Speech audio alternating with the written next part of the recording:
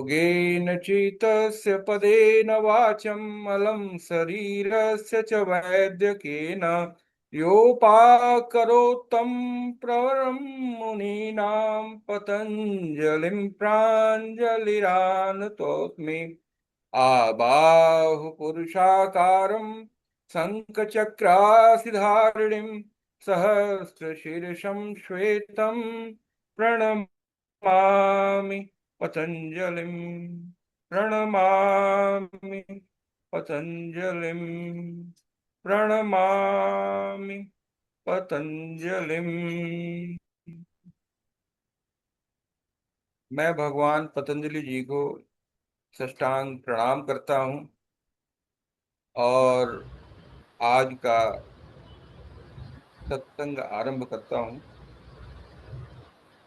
अब तक हमने पिछले एपिसोड में योग सूत्र के 3 सूत्रों की व्याख्या कर ली थी। अथ योगा अनुशासनम, योगस्य योगस्मृति निरोध तथा दृष्टु स्वरूपे अवस्थानम। अब आगे का सूत्र है वृत्ति सारूप्य इतरत्र। पुरुष अपने वृत्तियों के द्वारा, अपने इंद्रियों के द्वारा जिस विषय से जुड़ जाता है तो वह विषयाकार हो जाता है। जैसी वृत्ति वैसा व्यक्ति, वैसा पुरुष। अगर सात्विक दृश्य है, सात्विक विषय है, तो वह सात्विक हो जाता है। राजसिक विषय है तो वो राजसिक वृत्ति बन जाती है। अगर तामसिक है तो तामसिक वृत्ति बन जाती है। तो जैसी वृत्ति वैसा व्यक्ति, वैसी उसकी सोच, वैसा उसका कार्य। और इसके बाद जो एक महत्वपूर्ण सूत्र है, वृत्तयः पंचतयः क्लिष्ट अक्लिष्टा। जो वृत्तियां हैं,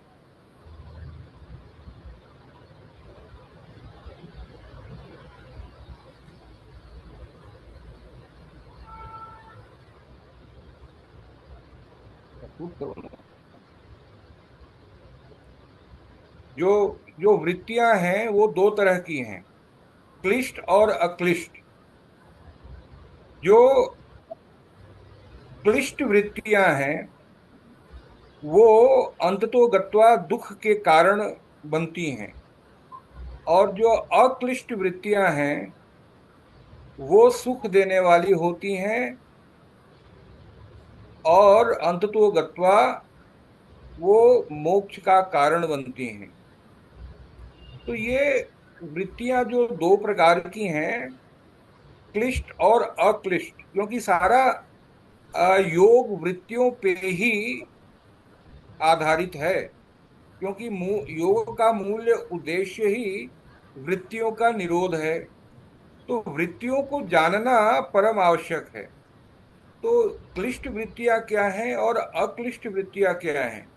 वो कौन सी वृत्ति है जो मनुष्य को दुख की तरफ ले जाती है, अंततो गत्वा बंधन की तरफ ले जाती है, और वो कौन सी वृत्तियां हैं जो कारक हैं और जो मोक्ष कारक बनती हैं?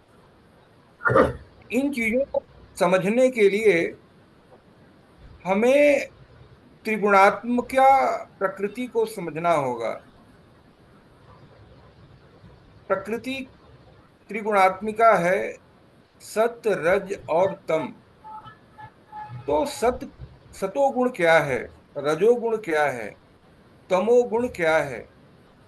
क्योंकि संपूर्ण प्रकृति, चाहे काल हो, वह भी इन्हीं 3 गुणों के मिश्रण से बना है। ये धरती, ये भी 3 गुणों के मिश्रण से बनी है। ये शरीर, हमारा मन, सब कुछ में 3 गुणों का प्रवाह है। और ये तीनों गुण अनुपात में बदलते रहते हैं।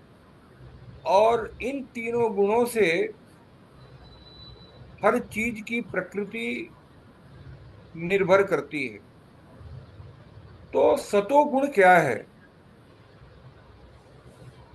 अगर हम एक दीपक को माने, तो जो दीपक की बॉडी है, जो पात्र है, वह आधार है, वो तमोगुणी है। जो दीपक में तेल है, जो दीपक के जलने का ऊर्जा का स्रोत है, वह रजोगुणी है। और जो दीपक में जो अग्नि प्रज्वलित है, जिससे प्रकाश हो रहा है, वह सतोगुणी है। तो ये एक एनालॉजी हमने दिया है ताकि ये स्पष्ट रूप से समझ में आए। क्योंकि इन तीनों गुणों का होना प्रकृति के जीवन के संचालन के लिए आवश्यक है। तीनों में से एक गुण का अभाव हो जाए तो प्रकृति अपना कार्य नहीं कर पाएगी। अब जैसे मनुष्य है, अगर हमारी हमें ज्ञान की प्राप्ति करनी है, तो ज्ञान की प्राप्ति के लिए हमारे अंदर सत्व गुण का प्रवाह होना चाहिए। क्योंकि सत्वगुण विवेक, बुद्धि, धैर्य, सत्य, प्रेम, दया, क्षमा, ऊंचे विचारों को प्रकट करती है। और जब मन में उच्च विचार होते हैं, मन शांत होता है, स्थिर होता है, तो ज्ञान का प्रकाश होता है, ज्ञान का ग्रोथ होता है, विकास होता है। उसी प्रकार जब हमें कोई एक्टिव वर्क करना है, अगर हमें एक कंपनी का संचालन करना है, या युद्ध में रण कौशल दिखाना है, या कहीं हमें स्पोर्ट्स में अपना स्पोर्ट्स मैनशिप दिखाना है, तो उस समय रजोगुण की जरूरत है। क्योंकि रजोगुण जो है वो ऊर्जा का वाहक है। और रजोगुण से मनुष्य के अंदर लालसा, इच्छा, प्रतिस्पर्धा, जीतने की भावना, प्राप्त करने की भावना, संग्रह करने की भावना, यश और कीर्ति की भावना इत्यादि रजोगुण से उत्पन्न होती है। और जब हमें विश्राम करने की जरूरत है, शरीर को आराम देने की जरूरत है, तो हमें हमारे शरीर में आलस्य का होना, निद्रा का होना, भारीपन का होना आवश्यक है। तभी हम निद्रा में जा सकते हैं, विश्राम की स्थिति में जा सकते हैं। तो सतोगुण, रजोगुण, तमोगुण, इन तीनों का होना अनिवार्य है। लेकिन समस्या तब है जब इनका अनुपात हमारे संतुलन के हिसाब से नहीं होता। अगर व्यक्ति में रजोगुण रजोगुण की मात्रा बढ़ जाती है, और वो तमोगुण के साथ जुड़ जाता है, तो उसकी बुद्धि मूढ़ात्मक हो जाती है, वो प्रतिक्रियात्मक हो जाता है, वह हिंसक हो जाता है। उसके अंदर संहार की भावना, हिंसा की भावना, क्रोध इत्यादि, अत्यधिक लोभ, ये सारा कुछ उसमें जागृत हो जाता है। क्योंकि सतोगुण की मात्रा कम है, रजोगुण जो है तमोगुण के साथ कार्य कर रहा है। उसी प्रकार अगर तमोगुण सर्वोच्च है और उसके बाद रजोगुण है, सतोगुण की मात्रा अत्यल्प है, तो वो अत्यंत तामसिक वृत्ति का हो जाता है। उसके अंदर एक तरह से नशा, उन्माद, हिंसा और अविवेक पूर्ण कार्य करने की प्रवृत्ति इत्यादि बढ़ जाती है। इस प्रकार हम अगर सत्व गुण हमारे शरीर में, हमारे मन में, हमारी बुद्धि में सत्व गुण का प्रकाश ज्यादा है, तो हम विवेकवान बन जाते हैं, ज्ञानवान बन जाते हैं, और हम अपने उद्धार के लिए, अपने मोक्ष के लिए कार्य करते हैं, अपने चेतना के विकास के लिए कार्य करते हैं। तो सतोगुण का विकास मोक्ष की तरफ ले जाता है, रजोगुण का विकास बंधनकारी है, वो फिर से पुनर्जन्म में हमें बांधता है। और अगर तमोगुण सर्वोच्च में है तो वो हमारे पतन का कारण है, फिर हमें शायद मनुष्य योनि में भी जन्म ना मिले, हमें निष्कृष्ट योनियों में जाना पड़ता है। तो ये सतोगुण, रजोगुण और तमोगुण, ये तीनों ही हमें प्रभावित करते हैं। अब अगर हम योग की बात करते हैं, तो योग हमें इन तीनों गुणों के उस पार ले जाता है, हमें गुणातीत बना देता है। हम सत्य, रज और तम, ये तीनों गुणों को पार करके गुणातीत स्थिति में, स्वरूप बोध में, आत्मबोध में निमग्न हो जाते हैं। क्योंकि जो पुरुष तत्व है, जो आत्मा तत्व है, वो प्रकृति से परे है, उसमें कोई भी गुण होता नहीं। तो योग का कार्य है सबसे पहले आपको सतोगुणी बनाना।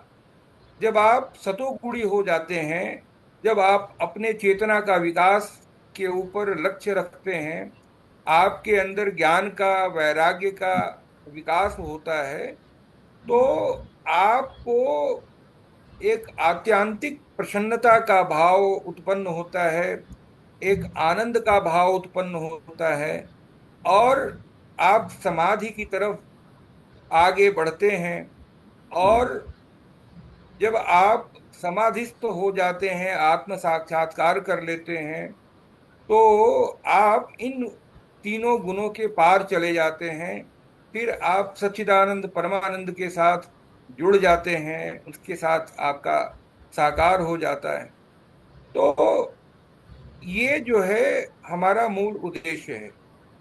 अब हम देखें अपने जीवन में, जैसे अगर हम योग और आयुर्वेद को भी लेते हैं, तो अगर हम किसी को कहते हैं कि भाई आप योग करो, आप आयुर्वेद की मदद लो और अपने जीवन को स्वस्थ बनाओ, समृद्ध बनाओ, सफल बनाओ, तो अगर वो राजसिक वृत्ति का व्यक्ति है या तामसिक वृत्ति का व्यक्ति है, तो उसको ये समझ में नहीं आएगा।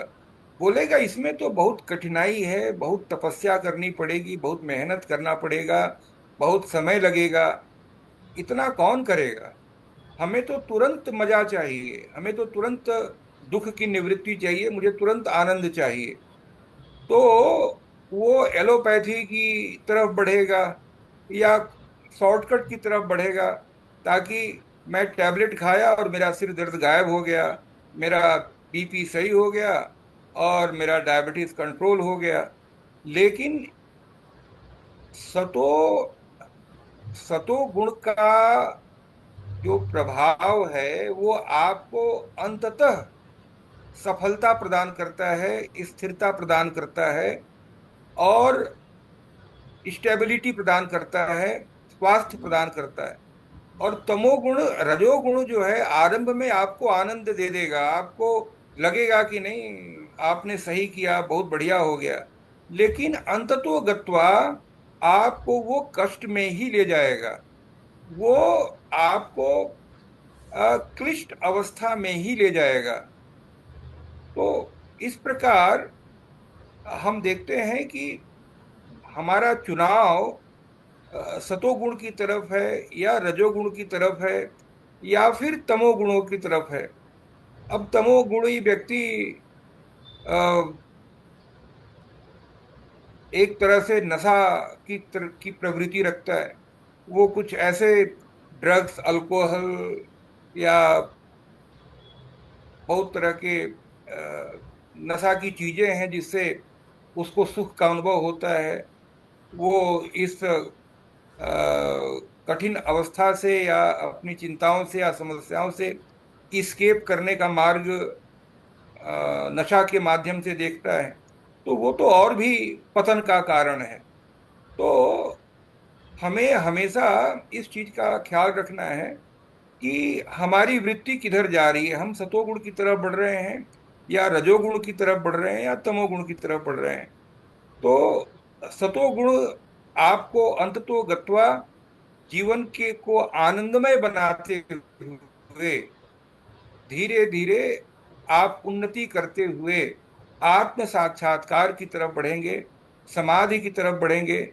समाधि का मतलब सम माने समान, आधि माने जो मानसिक जितनी व्याधियां हैं, जो जितनी भी विसंगतियां हैं, वो सब शांत हो जाती हैं, सारी वृत्तियां शांत हो जाती हैं, आप परमानंदित हो जाते हैं, स्वयं में प्रफुल्लित हो जाते हैं।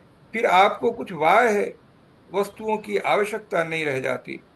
तो ये हमें समझना आवश्यक है नित्य के जीवन में, कार्य में। अब हम आगे चलते हैं। आ, हम कुछ यौगिक क्रियाओं की बात कर रहे थे, तो इसके लिए हम आज का जो जो हमने पीछे डिस्कस किया था कॉन्स्टिपेशंस को लेकर के, तो मेरा मूल उद्देश्य ये था कि अगर हमें योग की तरफ बढ़ना है तो सबसे पहले अपने मन के, अपने शरीर के सारे मल को, सारे विकार को निकाल फेंकना है। मन की शुद्धि, चित्त की शुद्धि, शरीर की शुद्धि आवश्यक है, तभी हम इस मार्ग पे सफल हो सकते हैं। आप देखें, अष्टांग हृदयम आयुर्वेद का बहुत बड़ा शास्त्र है। वो कहता है सर्वे सर्वेषामेव रोगानाम निदानम कुपिता मलाः। यानी कि सभी बीमारियों का निदान है कुपित मल को नष्ट करना। जो भी मल हमारे शरीर में है, चाहे वो मानसिक हो, शारीरिक हो, जो जिस प्रकार का भी मल हो, जब उससे हमारा शरीर स्वच्छ हो जाता है, हमारा मन पवित्र हो जाता है, तो रोग का निदान स्वयमेव हो जाता है, चाहे वो मानसिक रोग हो या शारीरिक रोग हो। तो अब देखते हैं कि हम अपने को, अपने शरीर को किस प्रकार से यौगिक क्रियाओं के द्वारा स्वच्छ रख सकते हैं। अब देखिए, घेरंड संहिता क्या कहती है। षट कर्मणा शोधनम च आसनेन भवे दृढ़, मुद्रा स्थिरता चैव प्रत्याहारेण धीरता, प्राणायाम लाघवम च ध्यानात् प्रत्यक्ष आत्मनि, समाधिना च निर्लिप्तम मुक्तिरेव न संशयः। ये कह रहा है कि सट कर्मणा शोधनम च, अगर हम अपने शरीर का शोधन, जो 6 तरह की क्रियाएं हैं, सट कर्म, सट कर्मणा शोधनम, पहले हमें अपने शरीर को इन सट कर्म के द्वारा शरीर का शोधन करना है। उसके बाद आसनेन भवे दृढ़म, आसन करके अपने शरीर को दृढ़ बनाना है, शरीर में स्थिरता लानी है। मुद्रा स्थिरता, चाहे मुद्रा के द्वारा भी जो हमारी प्राण ऊर्जा है उसको स्थिरता प्राप्त होती है। तो मुद्रा भी एक विषय है, योग का अंग है। प्रत्याहारेण धीरता, हम समस्त इंद्रियों का जब प्रत्याहार कर लेते हैं, जब इंद्रियां मन में सिमट आती हैं अपने विषयों से बाहर निकल करके, तो हमें धैर्य प्राप्त होता है, हम और गहरे योग में उतर पाते हैं। प्राणायाम लाघवम च, प्राणायाम करने से हमारे शरीर में, हमारे मन में हल्कापन आता है। हम ज्यादा ऊर्जावान और स्वयं को अ, हल्का महसूस करते हैं। ध्यानात प्रत्यक्ष आत्मनि, ध्यान से आत्मा के सामने प्रत्यक्षीकरण हो जाता है हमारा। हम हमारा मन जो संसार की तरफ था, वो आत्मा के अभिमुख हो जाता है, आत्मा के सामने हो जाता है, आत्मा से जुड़ जाता है। समाधिना च निर्लिप्तम मुक्तिरेव न संशय। फिर समाधि की स्थिति आ जाती है। समाधि के आ जाने के बाद, समाधि की उपलब्धि के बाद म- मनुष्य संसार से निर्लिप्त हो जाता है, और फिर मुक्ति में या मोक्ष में कोई संशय नहीं रह जाता। तो ये एक क्रम है। इस क्रम से जब हम आगे बढ़ते हैं तो हम निश्चित रूप से सफल हो पाते हैं। तो अभी हम सठ कर्म को प्राथमिकता दे रहे हैं। अब सठ कर्म में जो छह क्रियाएं हैं, उसको जानने की कोशिश करते हैं। अब जैसे धोती है, तो धोती जो है, जो हमारे हमारे अमाशय की सफाई करने का जो विज्ञान है, वो धोती है। क्योंकि हमारे अमाशय में बहुत सा कचरा इकट्ठा हो जाता है, आम इकट्ठा हो जाता है। तो जब उसको धौती क्रिया के द्वारा हम स्वच्छ कर लेते हैं, धौती में हम क्या करते हैं, दो तीन तरह से धोती होती है। एक है कि हल्का सा गर्म नमक वाला पानी 1.5-2 लीटर हम पी लेते हैं, उसके बाद उंगलियों के माध्यम से उसका वमन कर देते हैं। तो जो सारा पेट के अंदर जो गंदगी है वो बाहर निकल आती है। लेकिन वमन में क्या है कि वो शरीर को बहुत झटका प्रदान करता है। तो थोड़ा सा आदमी ऊर्जाहीनता का अनुभव करता है। दूसरा तरीका है, एक रबड़ की पाइप होती है जिसको मुख के द्वारा हम स्टमक में ले जाते हैं, और फिर उसके द्वारा जल का निष्कासन करते हैं। तो उसमें शरीर को आराम रहता है, शरीर को झटका नहीं लगता। और तीसरा, कपड़े की पट्टिका होती है जिसको निगल लेते हैं और फिर धीरे धीरे उसको बाहर निकालते हैं। तो वो सारे पेट के अंदर जैसे पोछा लगाना होता है, उस प्रकार से वो बिल्कुल उसकी सफाई हो जाती है। ये क्रिया मैं आपको एक वीडियो में करके नेक्स्ट टाइम दिखाऊंगा। और बस्ती, बस्ती यानी कि बड़ी आंत मलाशय की यौगिक एनिमा द्वारा सफाई। अ, जो पुराने योगी थे, वो तो जलाशय में बैठ करके गुदा मार्ग से जल का अवशोषण कर लेते थे, और फिर अतड़ियों को हिला डुला करके सारी गंदगी उसमें घुल जाती थी जल में, और फिर उसका वो विसर्जन कर देते थे। तो पूरी नीचे की जो मलाशय और बड़ी आंत का जो है, वो बिल्कुल स्वच्छ हो जाता था। लेकिन अभी उसका एक आसान विकल्प है एनिमा। एक एनिमा पॉट आता है जिसमें स्वच्छ जल भर करके उसमें पाइप होता है, और पाइप के लास्ट में एक नलिका होती है खोलने बंद करने की, और उसके अंतिम भाग को गुदा मार्ग में लगा लेते हैं, एक विशेष स्थिति में लेट जाते हैं, और वो सारा जल हमारे मलाशय में आ जाता है। उसके बाद हम खड़े होकर के थोड़ा सा अपने को हिलाते डुलाते हैं, और जोरदार जो है प्रेशर क्रिएट होता है, और सारी अंदर की गंदगी जो है धुल करके बाहर निकल जाती है। तो इससे जो है हमारा मलाशय, लंबा कॉन्स्टिपेशन, जो आंत में सटा हुआ जो कुछ भी मल होता है, वो सारा का सारा बाहर चला आता है। नेति, यह जल या सूत्र के माध्यम से नाक और श्वसन मार्ग की शुद्धि की जाती है। इसका मैं वीडियो अभी मैंने अपलोड किया हुआ है, आपको दिखाता हूँ कि किस प्रकार से नेति हम करते हैं। नेति करने से जैसे लोगों को सर दर्द की बीमारी होती है, और आंखों में समस्या होती है, गले में समस्या होती है, और कई तरह का जो विषाणु रोगाणु हमारे श्वसन मार्ग से जाकर के अंदर नाक के भित्तियों पे चिपक जाता है, वहाँ जो चिपचिपा पदार्थ है, तो वो आगे जाकर के हमारे शरीर में इन्फेक्शन बढ़ाता है, उससे नेति क्रिया बहुत ही कारगर रूप से हमारी सुरक्षा करती है।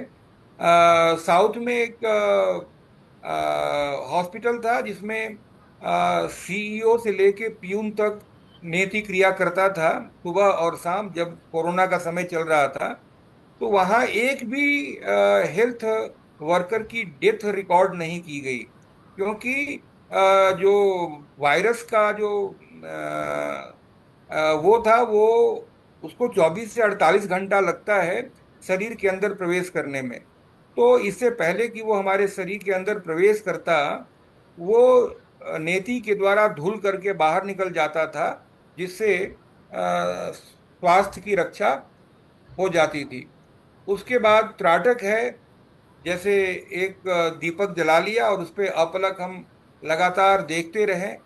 देखते रहने से हमारे आंखों से जल निकलना चालू हो जाता है, और उससे जो है हमारे कंसंट्रेशन को, हमारे मन को स्थिर करने को बेहतर अभ्यास मिल पाता है। और मन के कंसंट्रेशन और फोकस बढ़ने से हमारा भटकाव निश्चित रूप से कम होता है। नौली नौली क्रिया जो है, वो जो पेट की जो अतड़ियां हैं, जो स्मॉल इंटेस्टाइन है, उसको मंथन और मालिश करने की प्रक्रिया है, जिससे उसके अंदर रक्त संचार बढ़ता है। अग्नाशय है और जो स्मॉल इंटेस्टाइन है, उसका प्रॉपर एक्सरसाइज होने से क्या हो गया, उसका प्रॉपर एक्सरसाइज होने से हमारा पाचन कार्य बेहतर होता है, और उससे हमारी समस्या का निवारण होता है। उसके अलावा आ, कपाल भाती से आप परिचित हैं। स्ट्रेस में अधिकांशतः हम लोग रहते हैं, और स्ट्रेस में रहने के कारण आ, हम हमारी जो श्वसन प्रक्रिया है, वो गहरी नहीं होती, वो सुपरफिशियल होती है। मतलब हम अपने फेफड़े का 30% का ही उपयोग करते हैं। डायाफ्रामिक ब्रीदिंग, जो बचपन में आप बच्चों को देखते हैं कि जब वो सोया है, सांस लेता है, उसका पेट नाभि ऊपर आता है, फिर जब छोड़ता है तो नाभि नीचे आती है। लेकिन ये जो कंप्लीट ब्रीदिंग प्रोसेस है, वो धीरे धीरे हमारी कम होती जाती है। हम सुपरफिशियल रेस्पिरेशन करने लगते हैं।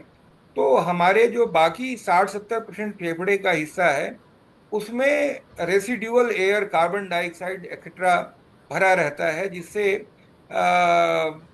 हमारा लंग एसिडिक हो जाता है, और उससे समस्या आती है। तो फेफड़ों की सफाई के लिए, कि हमारा फेफड़ा पूरी तरह स्वच्छ तरोताजा ऑक्सीजन से परिपूर्ण रहे, इसके अंदर कोई बासी और पुरानी हवा पड़ी ना रहे, तो उसके लिए कपाल भाती की प्रक्रिया बनाई गई फेफड़ों की शुद्धि के लिए। और ये मस्तिष्क के अग्रभाग को भी हेल्प करता है, मैनेज करता है। और आपको मैं दिखाता हूँ। ये नेति क्रिया है। नेति क्रिया में एक नेति का पॉट आता है, उसमें हम आ, थोड़ा सा गर्म जल, हल्का सा सेंधा नमक के साथ डालते हैं मिला करके, और उसको पहले एक नॉस्ट्रिल से डालते हैं, दूसरे से बाहर निकालते हैं, फिर दूसरे से डालते हैं, और पहले वाले से बाहर निकालते हैं। इसमें हम देख लेते हैं कि हमारा कौन सा स्वर चल रहा है। जैसे जो हमेशा हमारा कोई कभी दायां स्वर चलता है, कभी बायां स्वर चलता है। तो जो स्वर चल रहा हो, जैसे हम यहाँ उंगली रखेंगे तो मालूम पड़ेगा कि किस नासिका छिद्र से ज्यादा वायु चल रही है। तो पहले हम वहीं से आरंभ करेंगे, क्योंकि वो स्वर जो है अभी एक्टिव है। तो वहां से हम ये करेंगे। अब एक्चुअली इसको करने के लिए हमें किसी प्रशिक्षक के पास जाकर के सीखना उचित होगा, या कोई ऑनलाइन विधि से सीखना चाहे तो एक रबड़ नेति है। रबड़ नेति में क्या है कि एक नासिका छिद्र से एक पतली रबड़ की नलिका आती है, उसको डालते हैं और उसको फिर मुख से निकालते हैं, और उसके माध्यम से हम आगे पीछे रबड़ को करके जितने भी अंदर में कफ जमा है, जितनी भी श्लेष्मा पुराना कफ इकट्ठा है, वो सारा का सारा बाहर चला आता है, जिससे हम बिल्कुल अंदर जो है स्वच्छता का अनुभव करते हैं। अब इसके प्रक्रिया करने के बाद, ये तो अनुभव की चीज है, जैसे उतना ही का फर्क है जैसे आप कोई मर्सिडीज तंग रोड पे, टूटे फूटे रोड पे या जाम रोड पे चला रहे हो, तो चलाने का आनंद में जो आपको परेशानी है, और आप कोई एक्सप्रेस वे पे चला रहे हो तो बिना निर्बाध गति से जो आपका ड्राइविंग होता है, उसका जो आनंद होता है, वो फर्क आपको नजर आता है। क्योंकि हमारी आदत बन गई, जैसे चल रहा है, सांस चल रहा है, हम उसके प्रति बेपरवाह है, सोचते हैं ऐसे ही चलता है। लेकिन जब हम ये प्रक्रिया कर लेते हैं, खासकर जब रबड़ नीति वगैरह या सूत्र नीति क्रिया सीख लेते हैं, तो इतना अंदर स्वच्छता आ जाता है और इतना अच्छा प्रवाह वायु का हो जाता है कि हमें एक अलग ही उसमें आनंद आने लगता है।